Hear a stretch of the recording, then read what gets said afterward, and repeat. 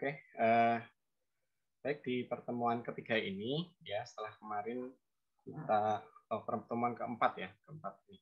Setelah sebelumnya kita membahas tentang overview mengenai industri migas ya terkait life cycle lapangan migas ya. Dari situ diharapkan mahasiswa memiliki gambaran secara global ya mengenai seperti apa sih industri hulu migas ya, karena yang akan kita bahas sekarang ini nanti terkait dengan salah satu bagian dari life cycle, yaitu eksploitasi ya, eksploitasi migas baik itu minyak ataupun gas ya dari reservoir atau lapangan minyak ke permukaan. Jadi ketika ada istilah produksi migas, maka yang dimaksud adalah mengalirkan minyak ataupun gas dari reservoir menuju ke permukaan ya, dengan sarana apa? Sarananya adalah sumur produksi. Nah, di pertemuan kali ini kita akan masuk lebih dalam terkait dengan ya materi yang akan kita bahas hampir satu semester ini, yaitu tentang sistem produksi migas ya, sistem produksi migas. Nah, secara ringkas materi terkait sistem produksi migas itu ada pada gambar yang ada di sini ya. Jadi ketika dibilang seperti apa sih sistem produksi migas? Ya gambar ini. Ya. Jadi sistem produksi migas terdiri dari reservoir yang berisi minyak dan gas, ya, dan juga air sebagai fluida ikutan. Kemudian ada di bottom hole atau bawah sumur di sini, ya, dengan peralatan produksinya, dan ada perforasi. Kemudian sepanjang sumur produksi, ya, atau kalau ketika kita memproduksikan maka menggunakan cuping, kemudian ada wellhead dan jadi ya ini sistem produksi migas gambar, dan itu adalah resume dari keseluruhan materi yang akan kita pelajari selama satu semester ini. Oke, ini ya. Jadi dalam sistem produksi migas tidak bisa kita pisah-pisahkan antara reservoir, kemudian wellbore atau lubang sumur, wellhead atau kepala sumur, hingga paling tidak sampai ke separator ya. Kalau di sini biasanya ada flow line atau pipa produksi migas ya. Jadi ini adalah sistem yang berurutan dan serial ya, sifatnya serial dari awal dari ujung reservoir ya. Ini merupakan satu kesatuan. Artinya ketika ada satu bagian ya, sistemnya serial. Nah, seperti sesuatu yang sifatnya berseri ya, berurutan. Kalau dari 5 bagian itu ada satu bagian yang tidak bagus, maka keseluruhan bagian juga akan jadi tidak bagus. Ya, misalkan saya punya reservoir minyaknya banyak, ya. Minyak oke, ya, mudah diproduksikan, terus viskositasnya rendah, ya. Kemudian reservoirnya juga bagus, permeabilitas tinggi, sehingga mudah mengalir. Kemudian di sini sumur saya bagus, ya, tidak ada kerusakan pipa, semuanya masih baru, ya. Kemudian juga di wellhead perawatannya bagus sampai permukaan. Tetapi di bagian sini, di bagian misalkan ini saya perbesar ya, ya, ini di bagian perforasi, ya, lubang perforasi ini. Kalau di bagian lubang perforasi, salah satu jalan masuk migas, ya, minyak dan gas dari reservoir menuju ke lubang sumur ini terjadi kerusakan atau kehambatan, misalkan di sini terjadi sumbatan, ya, sumbatan atau terjadi gangguan-gangguan yang menyebabkan aliran menjadi terhambat di satu titik sini, maka secara keseluruhan produksi minyak dari reservoir menuju ke permukaan akan mengalami gangguan. Jadi tidak bisa dalam membahas sistem produksi migas itu kita hanya fokus yang penting reservoirnya bagus, nggak bisa. Reservoirnya bagus ya, karakteristiknya bagus, terus cadangan minyaknya banyak, tapi dalam menyiapkan sumber produksi tidak bagus, tetap produksinya tidak akan tinggi. Nah, ketika kita membahas tentang produksi migas, maka yang menjadi driving force yang mendorong terjadinya aliran, ya, ketika dibilang produksi kan berarti aliran, ya, karena ini ada aliran fluida dari reservoir menuju ke permukaan sampai di sini biasanya ada tangki penampung, ya. Tangki penampung. Ketika sudah di tangki penampung maka sudah aman, ya, tinggal dijual. Tapi kalau sebelum sampai sini itu mungkin terjadi problem ataupun juga kerusakan. Nah, yang menjadi driving force apa yang menjadi sumber energi untuk terjadinya aliran, yaitu pressure drop. Jadi ketika kita membahas di sumur migas, maka yang menjadi driving force utama adalah pressure drop. Maksudnya apa? Perbedaan tekanan dari masing-masing titik. Nah, kalau saya coba plotkan, ya, nilai tekanan dari bagian ujung reservoir ini, ya, ini ujung reservoir, kemudian ke lubang sumur, ke permukaan sampai ke separator, dapat saya gambarkan jadi seperti ini, ya. Jadi ini nilai tekanan, misalkan kalau di sini kita gunakan satuan PSIe, ya, arah aliran menuju ke kanan. Nah, ini kita lihat dari berbagai titik ini, ya, itu ada nilai tekanannya, dan itu yang harus kita manage, kita lakukan pengaturan nilai tekanan.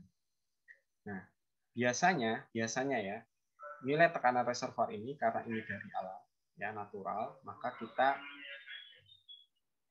tidak leluasa untuk melakukan perubahan, ya, tidak leluasa untuk berubah, ya, karena itu kan energinya dari alam, kecuali jika dilakukan injeksi air atau pressure maintenance atau untuk menjaga tekanan bisa dilakukan injeksi, ya, dipompakan bisa gas, bisa air ke dalam pinggiran dari reservoir untuk menjaga tekanan. Nah, kalau tidak dilakukan itu, maka secara alamiah tekanan reservoir itu tergantung dari sumber energi yang ada di reservoir. Ketika sumber energinya itu melimpah, nanti saya tunjukkan contoh-contohnya, maka tekanan reservoir itu cenderung konstan dalam waktu puluhan tahun, nilainya tidak akan berubah. Ya. Nah, kemudian tapi yang sering digunakan oleh di teknik perminyakan itu adalah nilai tekanan rata-rata di reservoir atau average pressure, ya, yaitu nilai rata-rata tekanan dari bagian ujung sampai ke sini, sampai ke istilahnya, kalau ini mungkin hal baru, ya, istilahnya sand phase. Jadi benar-benar di ujung dari reservoir sebelum masuk ke lubang sumur, ya. Jadi kalau saya gambarkan ini, ya, lubang sumur, ya, ini kan ada casing, terus di sini ada semen, ya. Iya, tadi Ini semen. Nah, ini yang sand phase itu yang benar-benar di sini, sand phase, ya, sebelum masuk ke perforasi, sebelum masuk ke sumur. Nah, terkadang problem dari produksi itu, ya, problem produksi itu bukan di daerah yang jauh dari reservoir, bukan di sini. Seringkali problemnya di sini, ya, terjadi sumbatan, terjadi istilahnya swelling, ya. Swelling itu adalah reaksi antara air dengan mineral lempung yang menyebabkan mineral lempung itu menyumbat pori-pori, itu namanya swelling. Nah, ini yang tidak diinginkan. Kenapa? Karena dengan adanya sumbatan ini, maka akan terjadi penurunan tekanan atau pressure drop yang sangat besar di sini.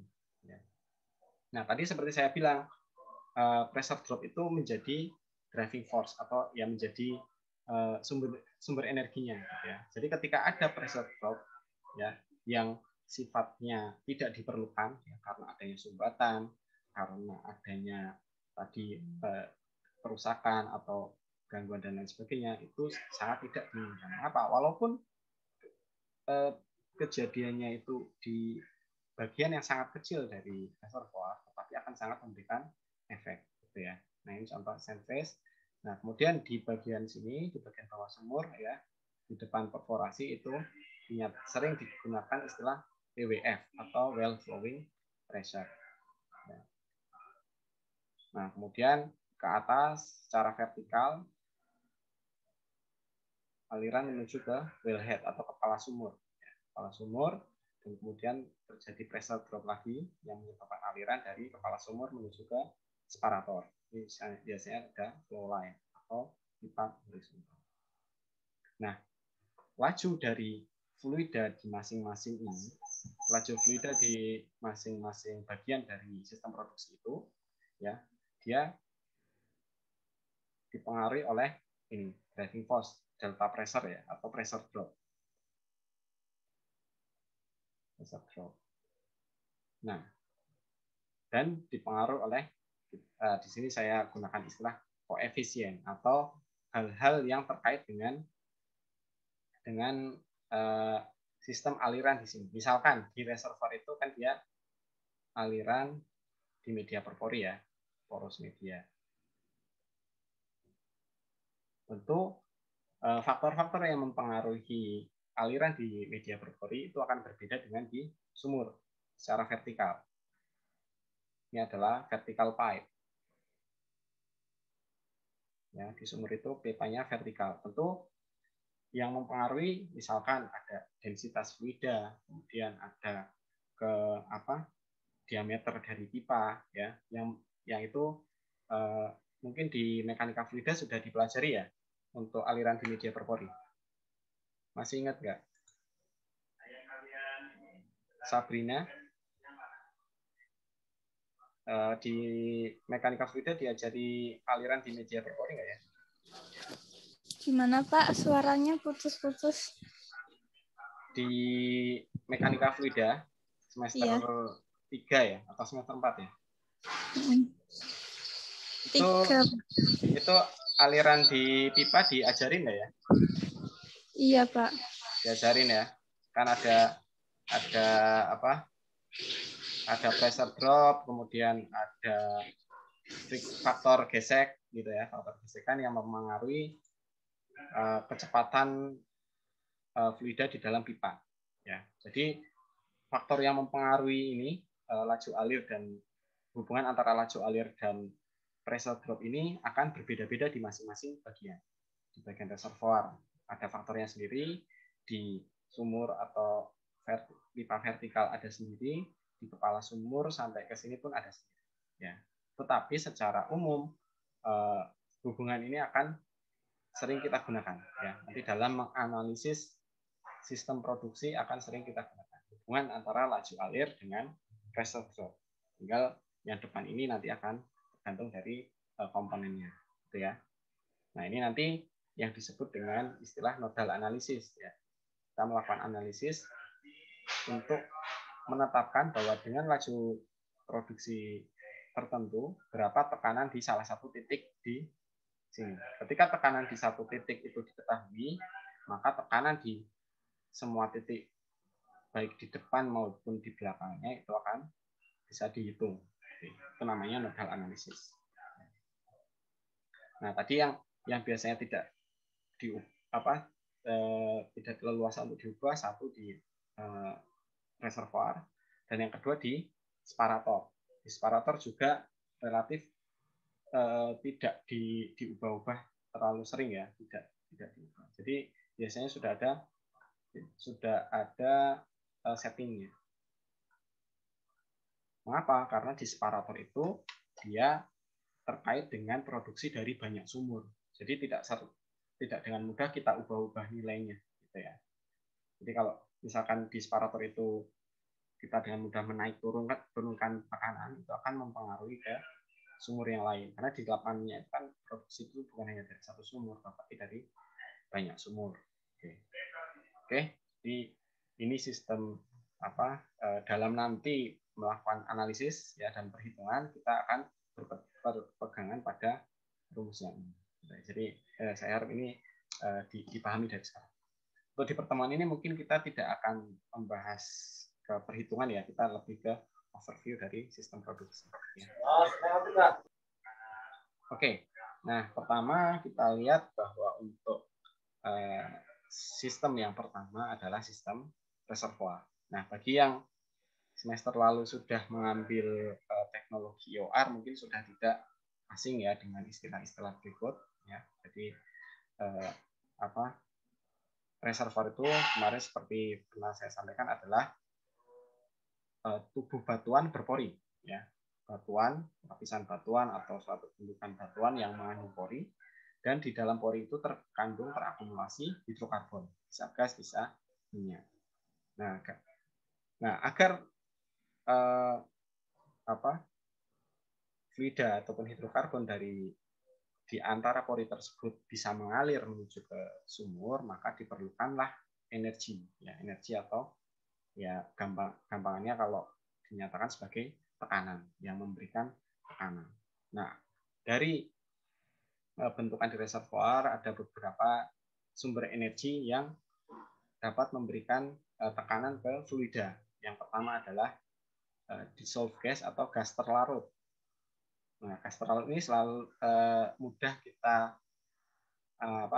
kita analogikan dengan minuman bersoda, ya, minuman bersoda. Kalau kalian beli Coca-Cola ya, Coca-Cola ketika didiamkan kan belum keluar gas ya, nggak keluar gas. Tapi kemudian kalian buka dan kalian kalian kocok-kocok gitu ya, kan berarti nanti gelembung gasnya itu akan muncul dan banyak. Nah, adanya gelembung gas yang muncul secara tiba-tiba di dalam botol minum bersoda itu, dia akan menyebabkan minuman dari dalam botol itu akan mencerat keluar gitu ya. Nah, itu gambarannya seperti itu. Jadi anggaplah reservoir itu tadi, dia kan minyak dalam reservoir itu kan multi komponen ya, multi komponen. Ada yang komponen ringan, ada yang komponen berat. Nah, komponen ringan itu normalnya dia berbentuk gas, tetapi pada tekanan tinggi dia akan larut dalam minyak. Ya, pada saat dilakukan pengeboran, maka otomatis ketika kita buka, maka minyak di dalam reservoir akan terekspos ke tekanan yang lebih rendah. Nah, pada saat terekspos pada tekanan lebih rendah, otomatis di sini gas akan keluar. Gas yang keluar ini dia memberikan energi, karena kan gas itu ekspansi ya, memenuhi ruang. Nah, itu yang memberikan energi, menaikkan tekanan sehingga minyak itu bisa masuk ke dalam sumur. Itu yang pertama. Nah, yang kedua adalah gas cap atau tubung gas. Maksudnya apa? Untuk reservoir yang di kondisi awal sudah ada gas yang terpisah, ya, jadi ada akumulasi gas di bagian atas, maka gas ini dalam kondisi tertekan atau pressurized ya. Ini gas ini akan tertekan. Ya. Nah, pada saat kita lakukan produksi, maka di perforasi ini akan seperti dihisap ya, terjadi suatu terekspos ke tekanan yang rendah. Nah, pada saat bersamaan maka gas yang tidak ikut terproduksi itu dia akan memberikan tekanan ke bawah dan memberikan dorongan. Ya. Kemudian yang ketiga adalah aquifer atau water drive. Nah, energinya ini dari air nih, dari air yang ada di bagian bawah dari reservoir. Ya, dari sini. Ya. Nah, air itu dari mana? Dapat energinya dari hidrostatik. Jadi kalau kemarin kan kalau saya gambarkan itu ada reservoir, ada yang dia sampai terekspos ke permukaan ya, lapisan batuannya ya. Nah, misalkan bentuknya seperti ini. Nah, ini di sini ada bukit-bukit gitu ya. Terus kemudian turun hujan. Nah, hujan ini dia akan akan turun ke bawah karena gravitasi. Nah, efek gravitasi ini dia di saat yang bersamaan akan memberikan tekanan. Ini yang disebut dengan aquifer. Aquifer itu adalah sistem air bawah tanah yang bertekanan. Nah, itu juga memberikan dorongan bagi reservoir yang ada di sini. Atau terakhir adalah kombinasi. Jadi dari gas yang terlarut ada, dari gas cap ada, dari air juga ada. Itu juga sangat mungkin. Nah, tadi yang menjadi koefisien atau faktor penentu salah satunya ya adalah permeabilitas. Ya, permeabilitas. Yang dimaksud dengan permeabilitas itu apa? Permeabilitas adalah kemudahan suatu batuan untuk mengalirkan fluida. Gampangnya gini, biasanya batuan yang dia lebih banyak porinya itu ketika diinjekkan air itu dia akan lebih mudah mengalir dibandingkan batuan yang pori-porinya sangat kecil. Ya contohnya kalau kalian punya filter ya, punya filter, yang satu kalian isi batu-batu kali yang besar, yang satu kalian isi pasir laut yang relatif kecil. Maka lebih mudah untuk mengalirkan air melalui batu-batu yang besar. Kenapa? Karena ukuran pori-porinya relatif lebih besar. Itu gambarannya ya. Jadi yang menjadi yang tadi hubungan antara Q dan delta P ya. Delta P-nya itu kalau di reservoir itu adalah tekanan reservoir ya, tekanan rata-rata dikurangi tekanan di bawah sumur. Nah, ini delta P-nya itu nanti salah satunya adalah permeabilitas. Nah, lebih detail akan kita pelajari di pertemuan. Kemudian sistem produksi yang kedua adalah ya sistem sumur itu sendiri ya. Yang dimaksud di sini dengan sumur adalah media alir vertikal yang melalui pipa ya, yang memfasilitasi aliran dari bawah sumur menuju ke permukaan. Jadi di bawah sini. Nah, di dalam sumur minyak itu yang jelas ada pipa produksi yang disebut dengan tubing. Ya, ukurannya bermacam-macam. Mulai dari, tetapi kadang ukurannya bagi kita kurang lazim ya, misalkan 1,995 inci. Tapi ini ukuran standar. Ukuran standar sesuai standar di industri. Ya, ada yang misalkan 2,238 inci. Ya, memang seperti itu di standar. Itu adalah tubing. Nah, tubing itu biasanya satu join itu panjangnya sekitar 10 meter atau 30 feet ya. Itu standar juga. Dan disambung dari atas ke bawah itu biasanya menggunakan koneksinya seperti ulir gitu ya. Seperti skrup ya. Seperti skrup di bagian ujungnya itu ada ulir. Ya, koneksinya ada ulir ya seperti ini. Nah, ini dia berlubang ya, berlubang, ada bagian dalamnya seperti ini. Nanti yang bagian sambungannya yang satunya dia seperti ini, beratnya di bagian dalam. Nah, ini disambung sampai dari atas sampai ke bawah gitu ya. Nah, ini adalah tubing. Kemudian ada istilah packer. Packer itu dia adalah penyekat agar aliran dari sumur itu tidak berpindah ke melewati casing, tapi benar-benar fokus ke tubing. Biasanya ketika tekanan di sumur itu masih besar, ya, misalkan saya gambarkan seperti ini. Ini adalah casing, ya, casing. Kemudian ini adalah semen. Ya. Nah, ini adalah tubing misalkan. Ini tubing untuk produksi.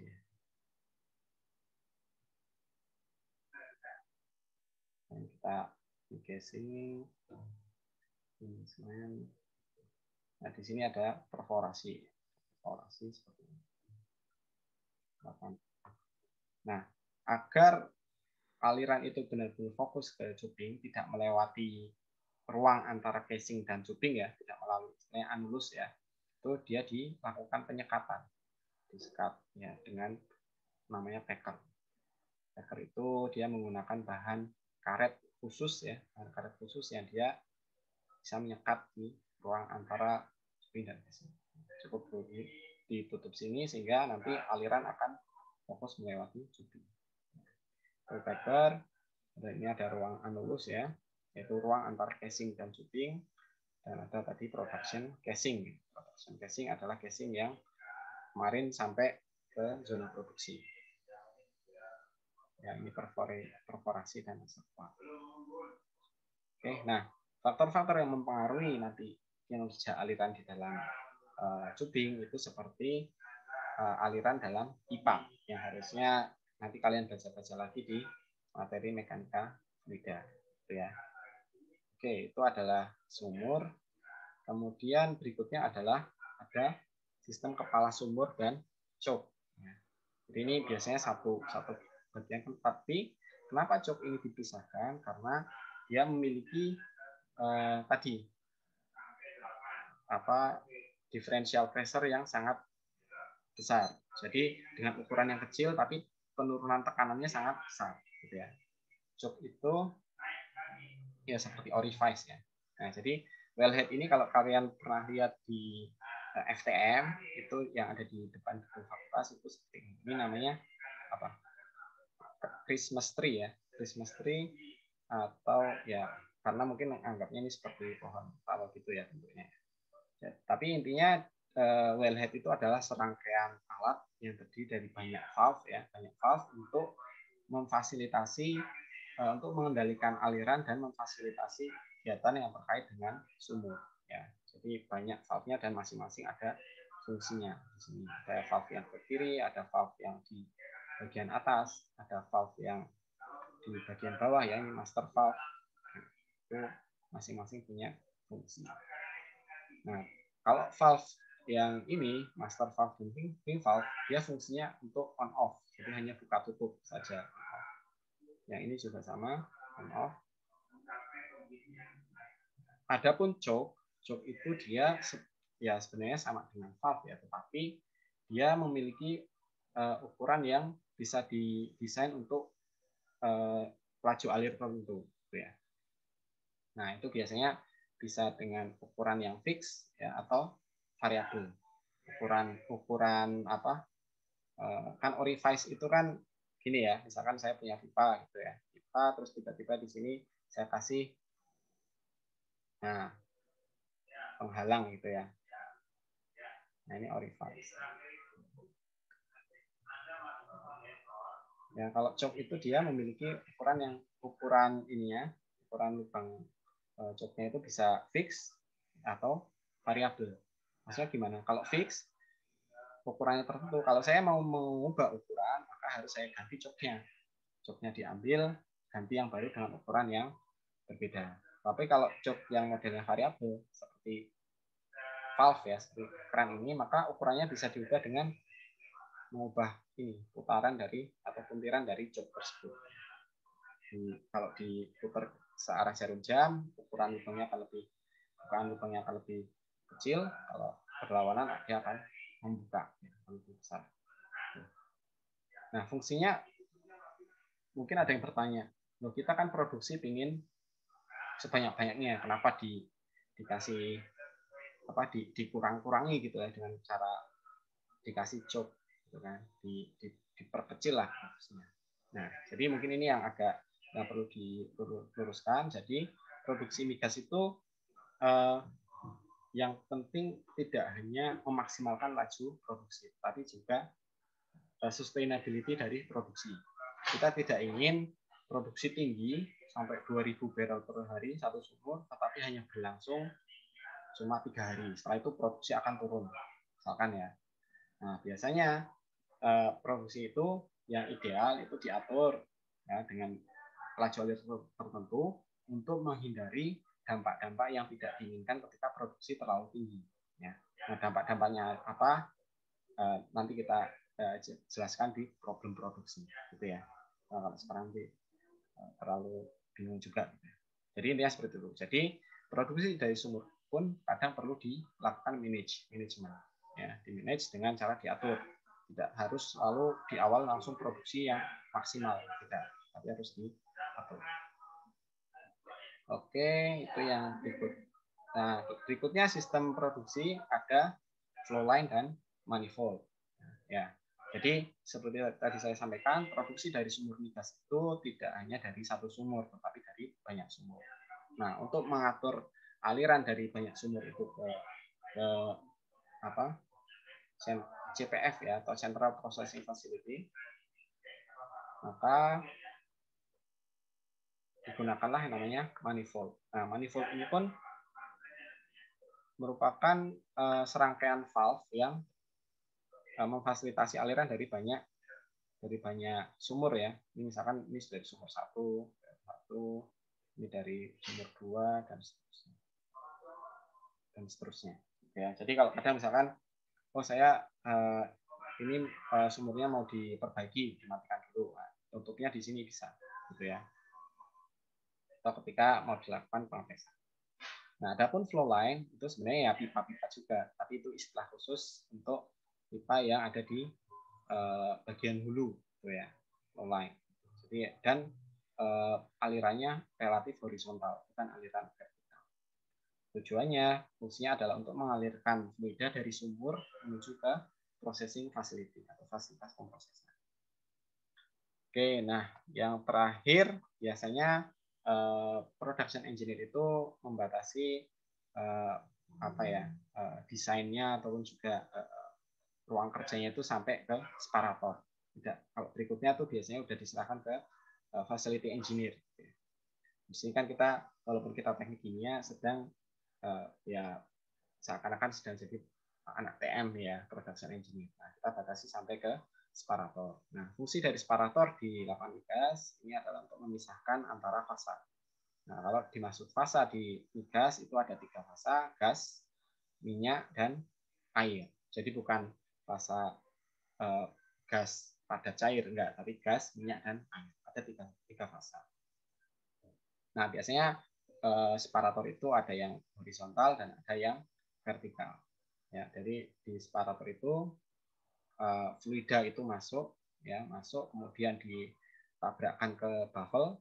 Nah, kemudian dengan jarak tertentu nanti akan terjadi yang tadinya di sini masih masih homogen, nanti ke sini akan terjadi pemisahan. Jadi pemisahan antara fasa air di bawah, terus ada fasa minyak di tengah, dan fasa gas di atas.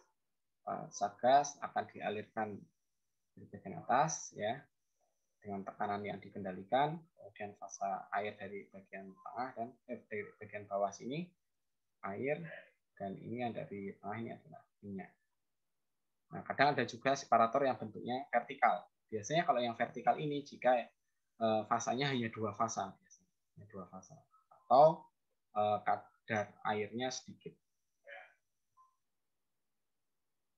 Kalau yang horizontal itu biasanya untuk yang kadar airnya banyak ya. Jadi airnya dipisah dulu, langsung dapat air, minyak, dan gas. Oke, itu sekilas mengenai sistem produksi migas ya. Kita akan mendetailkan lagi masing-masing subsistemnya, masing-masing komponen produksi migas itu sampai ke perhitungannya di pertemuan selanjutnya. Oke, sampai sini ada yang ingin bertanya? Saya persilakan.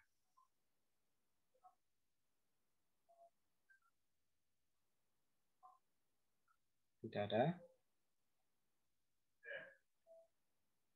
Stop share. Oke, kalau tidak ada yang bertanya, saya tanya ya, saya kasih pertanyaan. Oh, sebentar. Mungkin tidak saya tunjuk dulu ya, saya kasih pertanyaan dulu.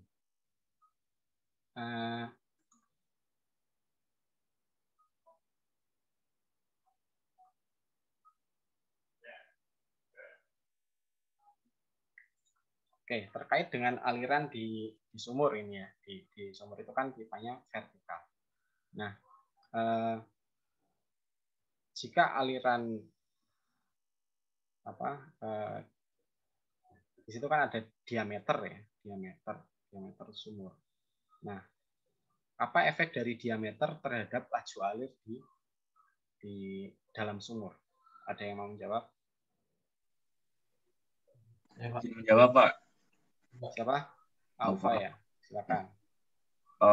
Diameter kan nanti hubungannya sama tekanan. Semakin besar diameternya ketika ketika reservoir itu tidak mampu, ibaratnya tekanannya terlalu rendah, laju produksinya akan kecil, kurang. Ketika misalnya di perminyakan itu mainnya kayak optimasi, Pak. Dengan reservoir segini, tekanan segini, berapa sih diameter yang diperlukan? Jadi pasnya itu berapa? Nah, jangan terlalu besar, jangan terlalu kecil, berdasarkan kondisi reservoir tersebut. Maka ketika, seperti balik ke pertanyaan, ketika terlalu besar dengan tekanan yang terlalu rendah, maka laju produksinya akan berkurang, turun. Pak, gitu, Pak. Oke. Coba kamu hubungkan dengan materi yang sudah kamu peroleh di mekanika fluida. Nah, ini ukuran pipanya yang normal ya, misalkan antara 2 inci, 3 inci, dan 4 inci. Nah, apa pengaruh dari diameter itu ke laju alir di dalam sumur ya? Saya belum bilang secara sistem ya, tapi di dalam pipa vertikal itu, jika diameter, misalkan gini, misalkan tekanannya konstan nih, tekanan wellhead-nya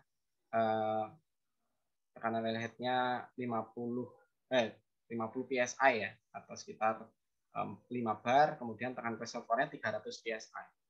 Nah, dengan tekanan dua titik itu yang sama, ketika diameter saya naikkan, apa yang terjadi dengan laju alir di dalam pipa itu? Mau alfa atau yang lain, silakan.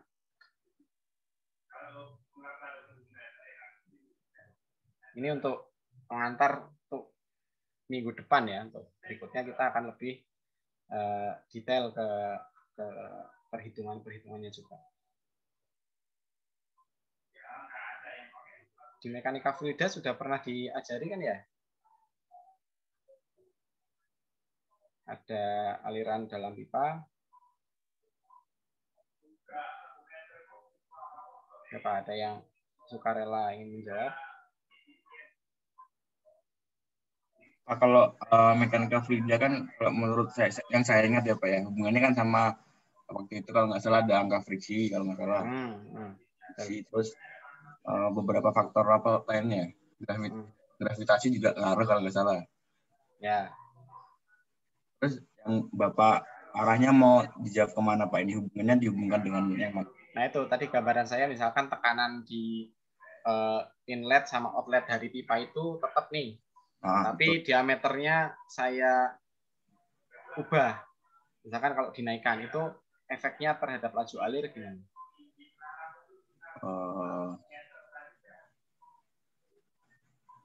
Ya tetap berkurang Pak. Seharusnya tekanan antara inlet sama outlet beda. Sudah kan Pak, beda tekanan kan? Ya, beda tekanannya tetap. Perbedaan tekanannya tetap ya. Yang bawah tekanannya misalkan tetap 500, yang atas 50. Berarti kan perbedaan. Tadi saya bilang driving force-nya kan tetap ya. Yep. Tapi diameternya diubah. Nah, kalau diameternya lebih kecil, apa yang akan terjadi? Kalau diameternya lebih besar, apa yang akan terjadi terhadap laju alirnya? Jika diameternya besar ya dikhawatirkan tidak mengalir, Pak. Jika diameternya besar kan tadi kan prinsipnya ada beda tekanan di dalamnya. Ketika tekanannya tidak ada beda tekanan, maka jika diameternya besar, dikhawatirkan ya laju produksinya sangat kecil. Gitu, Oke.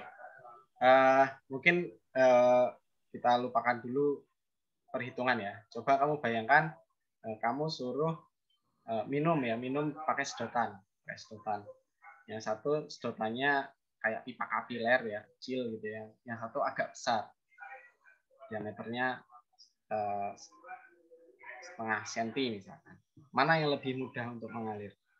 Ya, atau ketika kita misalkan inilah minum dari sedotan yang kecil sama yang sedotan yang besar gitu ya. Pernah minum itu kan boba kan sedotannya besar. Iya, Pak. Menurut kamu lebih kencang mana buat minum itu? Kalau laju produksinya ya jelas yang besar, sedotan yang besar, Pak. Nah, logikanya sama ya. Logikanya sama dengan di sumur juga seperti itu. Pada range diameter yang standar, yang 2 inci, 3 inci, 4 inci, itu memang dengan perbedaan tekanan yang sama, itu kenaikan diameter akan menaikkan laju alir. Ya kita pakai logika saja. Kayaknya kalau kita nyedot pakai sedotan minuman boba itu yang besar itu kan kita akan lebih banyak gitu ya, dengan isapan yang sama dibandingkan dengan sedotan yang kecil. Memang sampai titik tertentu di mana terjadi aliran yang tidak normal ya karena efek dari gravitasi dan lain sebagainya. Ketika diameter terlalu besar, memang dia akan. Tapi di sistem produksi itu kan nanti kita mainnya di range yang normal-normal saja, gitu ya.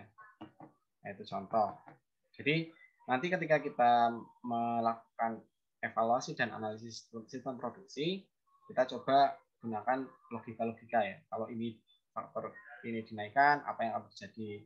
Kalau ini diturunkan, apa yang akan terjadi? Gitu ya. Tetapi tetap logikanya itu menggunakan ilmu yang pernah kalian dapat di mekanika fluida. Ya, jadi ini sama materinya ya antara aliran pipa di mekanika fluida yang pernah kalian dapat. Ya di situ ada faktor gesek, ada bilangan Reynolds ya, itu semua sama. Oke, kalau tidak ada yang bertanya untuk pertemuan siang ini saya tutup. Kemudian sesuai RPS, ingat pertemuan besok sebelum kuliah kita ada